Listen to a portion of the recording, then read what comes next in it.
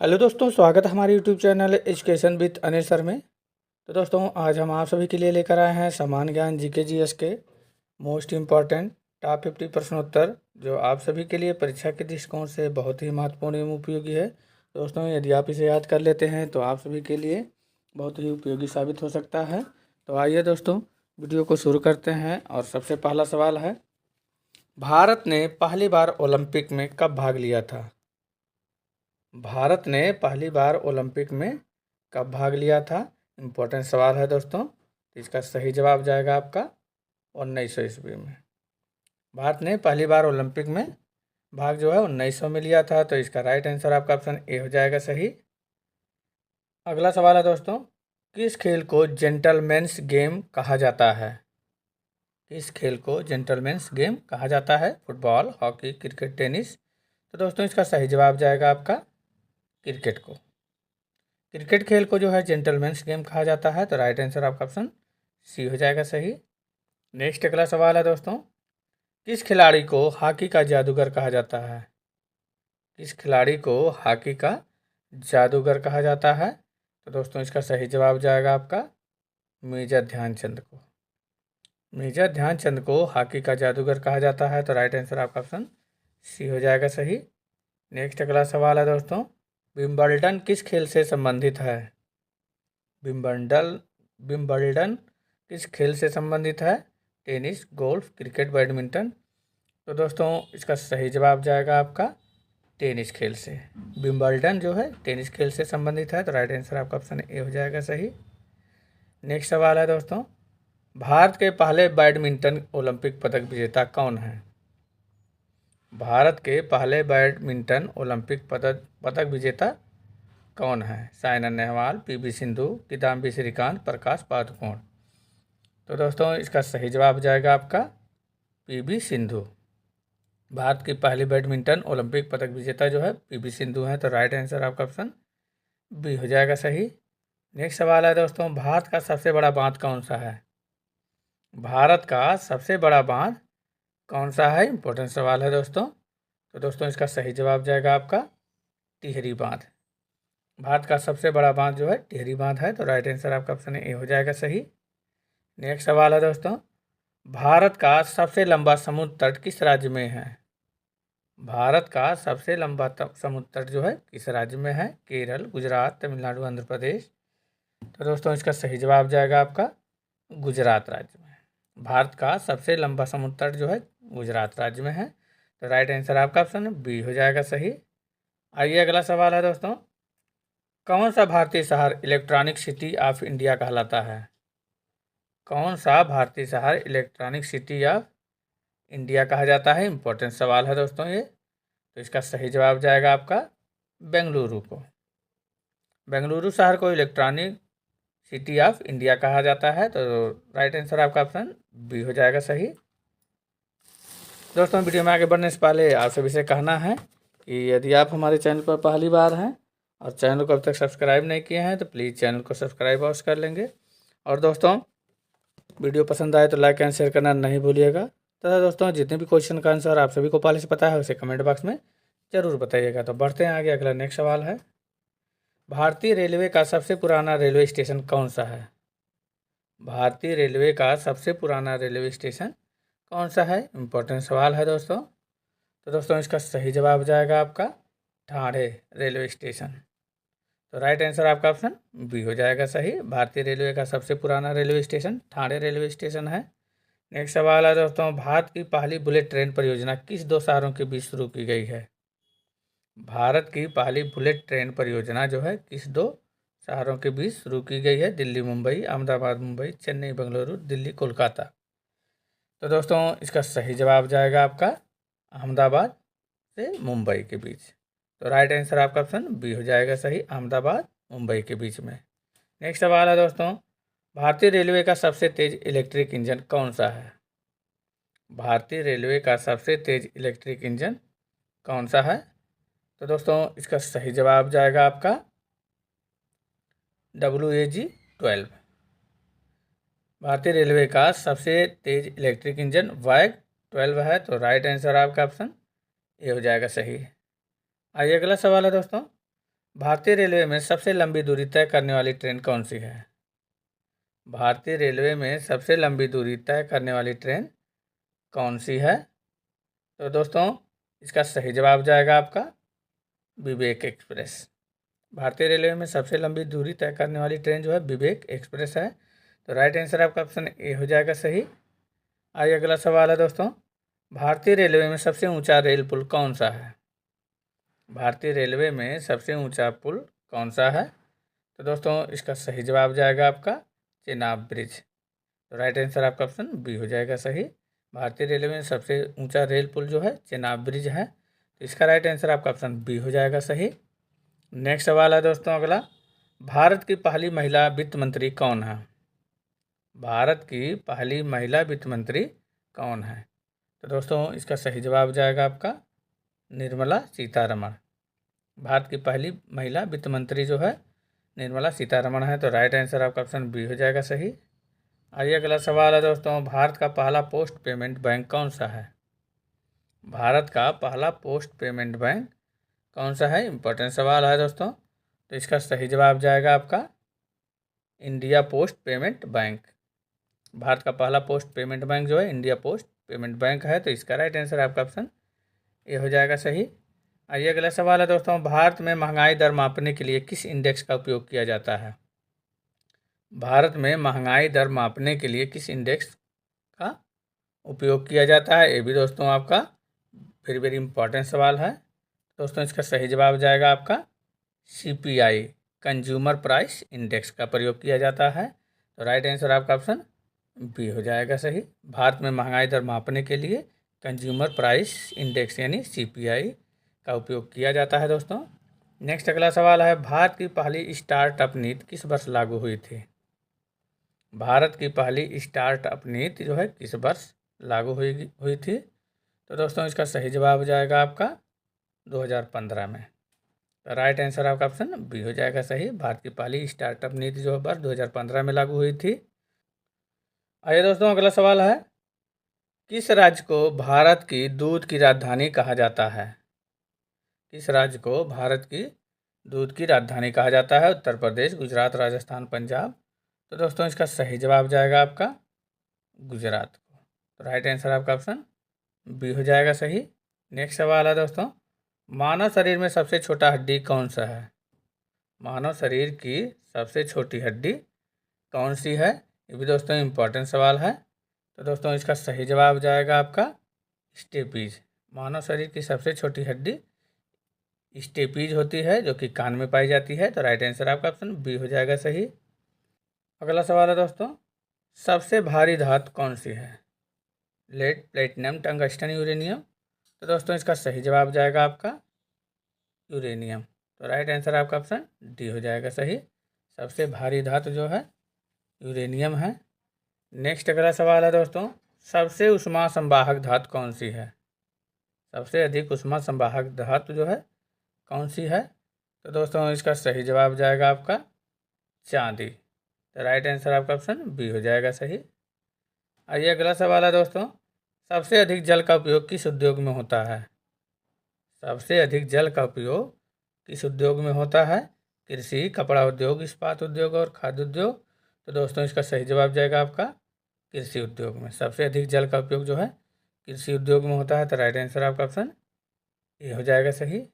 आइए अगला सवाल है दोस्तों, भारत में ओलंपिक गोल्ड जीतने वाली पहली महिला खिलाड़ी कौन है? भारत में ओलंपिक गोल्ड जीतने वाली पहली महिला खिलाड़ी कौन है? वेरी वेरी इंपॉर्टेंट सवाल है दोस्तों। इसका सही जवाब जाएगा आपका कर्णम मल्लेश्वरी। भारत में ओलंपिक गोल्ड जीतने वाली पहली भारतीय महिला जो है खिलाड़ी कर्णम मल्लेश्वरी हैं। तो राइट आंसर आपका ऑप्शन डी हो जाएगा सही। अगला सवाल है दोस्तों, कौन सा क्रिकेटर गॉड ऑफ क्रिकेट कहलाता है? कौन सा क्रिकेटर गॉड ऑफ क्रिकेट यानी क्रिकेट का भगवान कहलाता है? तो दोस्तों इसका सही जवाब जाएगा आपका सचिन तेंदुलकर को। तो राइट आंसर आपका ऑप्शन सी हो जाएगा सही। गॉड ऑफ क्रिकेट यानी क्रिकेट का भगवान जो है सचिन तेंदुलकर को कहा जाता है। अगला नेक्स्ट सवाल है दोस्तों, फुटबॉल का सबसे प्रतिष्ठित टूर्नामेंट कौन सा है? फुटबॉल का सबसे प्रतिष्ठित टूर्नामेंट कौन सा है? तो दोस्तों इसका सही जवाब जाएगा आपका फीफा वर्ल्ड कप। फुटबॉल का सबसे अधिक प्रतिष्ठित खेल जो है फीफा वर्ल्ड कप है, तो इसका राइट आंसर आपका ऑप्शन ए हो जाएगा सही। अगला सवाल है दोस्तों, भारत में प्रो कबड्डी लीग PKL कब शुरू हुई थी? भारत में प्रो कबड्डी लीग यानी PKL कब शुरू हुई थी? तो दोस्तों इसका सही जवाब जाएगा आपका 2014 में। भारत में प्रो कबड्डी लीग जो है यानी PKL 2014 में शुरू हुई थी। इसका राइट आंसर आपका ऑप्शन बी हो जाएगा सही। अगला नेक्स्ट सवाल है दोस्तों, भारत में किस राज्य में सबसे अधिक ओलंपिक पदक विजेता खिलाड़ी हुए हैं? भारत में किस राज्य में सबसे अधिक ओलंपिक पदक विजेता खिलाड़ी हुए हैं? तो दोस्तों इसका सही जवाब जाएगा आपका हरियाणा राज्य। भारत में हरियाणा राज्य में सबसे अधिक ओलंपिक पदक विजेता खिलाड़ी हुए हैं, तो इसका राइट आंसर आपका ऑप्शन ये हो जाएगा सही। नेक्स्ट सवाल है दोस्तों, किस देश को उगते सूर्य की भूमि कहा जाता है? किस देश को उगते हुए सूर्य की भूमि कहा जाता है? तो दोस्तों इसका सही जवाब जाएगा आपका जापान देश को। तो राइट आंसर आपका ऑप्शन बी हो जाएगा सही। नेक्स्ट सवाल है दोस्तों, कौन सा शहर भारत की सिलिकॉन वैली कहलाता है? कौन सा शहर भारत की सिलिकॉन वैली कहलाता है? पुणे, हैदराबाद, बेंगलुरु, गुरुग्राम। तो दोस्तों इसका सही जवाब हो जाएगा आपका बेंगलुरु। तो राइट आंसर आपका ऑप्शन सी हो जाएगा सही। नेक्स्ट सवाल है दोस्तों, भारत का पहला स्मार्ट सिटी कौन सा था? भारत का पहला स्मार्ट सिटी कौन सा था? जयपुर, भोपाल, पुणे, गांधीनगर। तो इसका सही जवाब जाएगा आपका दोस्तों गांधीनगर। तो राइट आंसर आपका ऑप्शन डी हो जाएगा सही। नेक्स्ट सवाल है दोस्तों अगला, भारत में सबसे लंबी रेलवे सुरंग कौन सी है? भारत में सबसे लंबी रेलवे सुरंग कौन सी है? इम्पोर्टेंट सवाल है दोस्तों। तो इसका सही जवाब जाएगा आपका पीर पंजाल सुरंग जो है भारत में सबसे लंबी रेलवे सुरंग है। तो राइट आंसर आपका ऑप्शन ए हो जाएगा सही। अगला सवाल है दोस्तों, भारतीय रेलवे का सबसे ऊंचा रेलवे स्टेशन कौन सा है? भारतीय रेलवे का सबसे ऊंचा रेलवे स्टेशन कौन सा है? ग्वालियर, लेह, कांगड़ा, पाट, घाटी, लोहारू। तो दोस्तों इसका सही जवाब जाएगा आपका लेह। भारतीय रेलवे का सबसे ऊंचा रेलवे स्टेशन जो है लेह है। तो राइट आंसर आपका ऑप्शन बी हो जाएगा सही, लेह। नेक्स्ट अगला सवाल है दोस्तों, भारत की पहली मोनो रेल कौन से शहर में शुरू हुई थी? भारत की पहली मोनो रेल कौन से शहर में शुरू हुई थी? दिल्ली, मुंबई, कोलकाता, बेंगलुरु। तो दोस्तों इसका सही जवाब जाएगा आपका मुंबई में। तो राइट आंसर आपका ऑप्शन बी हो जाएगा सही। नेक्स्ट सवाल है दोस्तों, कौन सा त्यौहार रंगों का त्यौहार कहलाता है? कौन सा त्यौहार रंगों का त्यौहार कहलाता है? दिवाली, दशहरा, होली, मकर संक्रांति। तो दोस्तों इसका सही जवाब जाएगा आपका होली। होली त्यौहार जो है रंगों का त्यौहार कहलाता है। तो राइट आंसर आपका ऑप्शन सी हो जाएगा सही इसका। नेक्स्ट सवाल है दोस्तों, चोल वंश का सबसे प्रसिद्ध राजा कौन था? चोल वंश का सबसे प्रसिद्ध राजा कौन था? राजेंद्र चोल, परांतक चोल, राजा राज चोल और करिकाल चोल। तो दोस्तों इसका सही जवाब जाएगा आपका राज चोल। तो राइट आंसर आपका ऑप्शन सी हो जाएगा सही। चोल वंश का सबसे प्रसिद्ध राजा राज चोल था। तो इसका राइट आंसर आपका ऑप्शन सी हो जाएगा। नेक्स्ट अगला सवाल है दोस्तों, अलाउद्दीन खिलजी ने बाजार नियंत्रण प्रणाली क्यों शुरू की थी? अलाउद्दीन खिलजी ने बाजार नियंत्रण प्रणाली क्यों शुरू की थी? इम्पोर्टेंट सवाल है ये दोस्तों। तो इसका सही जवाब जाएगा आपका दोस्तों युद्धों के खर्च को कम करने के लिए। तो इसका राइट आंसर आपका ऑप्शन बी हो जाएगा सही। अगला सवाल है दोस्तों, संविधान की प्रस्तावना में कितने शब्द हैं? संविधान की प्रस्तावना में कितने शब्द हैं? 36, 42, 52, 60। तो दोस्तों इसका सही जवाब जाएगा आपका 42 शब्द हैं। तो राइट आंसर आपका ऑप्शन बी हो जाएगा सही। संविधान की प्रस्तावना में कुल 42 शब्द हैं। नेक्स्ट सवाल है दोस्तों, कौन सा अनुच्छेद भारतीय संविधान में महिला एवं बाल विकास से संबंधित है? कौन सा अनुच्छेद भारतीय संविधान में महिला एवं बाल विकास से संबंधित है? इम्पोर्टेंट सवाल ये भी है दोस्तों। तो इसका सही जवाब जाएगा आपका अनुच्छेद 39। तो राइट आंसर आपका ऑप्शन सी हो जाएगा सही। अगला सवाल है दोस्तों, केंद्र और राज्यों के बीच विवादों का निपटारा कौन करता है? केंद्र और राज्यों के बीच विवादों का निपटारा कौन करता है? राष्ट्रपति, प्रधानमंत्री, सुप्रीम कोर्ट, संसद। तो दोस्तों इसका सही जवाब जाएगा आपका सुप्रीम कोर्ट करता है। तो राइट आंसर आपका ऑप्शन सी हो जाएगा सही। आइए अगला सवाल है दोस्तों, कौन सा अम्ल खट्टे फलों में पाया जाता है? कौन सा अम्ल जो है खट्टे फलों में पाया जाता है? तो दोस्तों इसका सही जवाब जाएगा आपका साइट्रिक अम्ल जो है खट्टे फलों में पाया जाता है। तो राइट आंसर आपका ऑप्शन बी हो जाएगा सही। अगला सवाल है दोस्तों, कौन सा खेल ड्रिबलिंग तकनीक से जुड़ा है? कौन सा खेल ड्रिबलिंग तकनीक से जुड़ा हुआ है? इंपॉर्टेंट सवाल है दोस्तों। क्रिकेट, हॉकी, फुटबॉल और बास्केटबॉल, शतरंज। तो दोस्तों इसका सही जवाब जाएगा आपका फुटबॉल और बास्केटबॉल। फुटबॉल और बास्केटबॉल ड्रिबलिंग तकनीक से जुड़े हुए खेल हैं। तो इसका राइट आंसर आपका ऑप्शन सी हो जाएगा सही। नेक्स्ट सवाल है दोस्तों, टेस्ट क्रिकेट में 13 शतक लगाने वाले पहले भारतीय बल्लेबाज कौन थे? टेस्ट क्रिकेट में 13 शतक लगाने वाले पहले भारतीय बल्लेबाज कौन थे? तो दोस्तों इसका सही जवाब जाएगा आपका वीरेंद्र सहवाग। तो राइट आंसर आपका ऑप्शन बी हो जाएगा सही, वीरेंद्र सहवाग थे। नेक्स्ट सवाल है दोस्तों, हड़प्पा सभ्यता के किस स्थल से डाक यार्ड मिला था? हड़प्पा सभ्यता के किस स्थल से डाक यार्ड मिला था? मोहनजोदड़ो, हड़प्पा, लोथल, कालीबंगा। तो दोस्तों इसका सही जवाब जाएगा आपका लोथल शहर। तो राइट आंसर आपका ऑप्शन सी हो जाएगा सही, लोथल शहर से। नेक्स्ट अगला सवाल है दोस्तों, किस भारतीय शासक को नवाब वाजिद अली शाह के रूप में जाना जाता है? किस भारतीय शासक को नवाब वाजिद अली शाह के रूप में जाना जाता है? तो दोस्तों इसका सही जवाब जाएगा आपका अवध के वाजिद अली शाह को। तो राइट आंसर आपका ऑप्शन सी हो जाएगा सही। आइए अगला सवाल है दोस्तों, गुप्त काल को किस कारण से भारतीय इतिहास का स्वर्ण युग कहा जाता है? गुप्त काल को किस कारण से भारतीय इतिहास का स्वर्ण युग कहा जाता है? वेरी वेरी इंपॉर्टेंट सवाल है दोस्तों।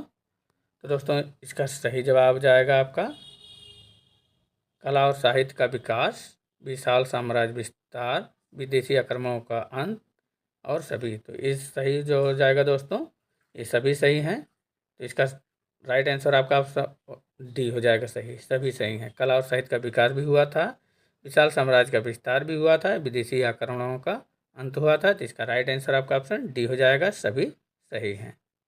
नेक्स्ट सवाल है दोस्तों, राजतरंगिणी पुस्तक के लेखक कौन थे? राजतरंगिणी पुस्तक के लेखक कौन थे? बाणभट्ट, कालिदास, कल्हड़ और विष्णुगुप्त। तो दोस्तों इसका सही जवाब जाएगा आपका कल्हड़। तो राइट आंसर आपका ऑप्शन सी हो जाएगा सही, राजतरंगिणी पुस्तक के लेखक जो है कल्हड़ थे। नेक्स्ट सवाल है दोस्तों, लाहौर संधि किसके बीच हुई थी? लाहौर संधि जो है किसके बीच हुई थी?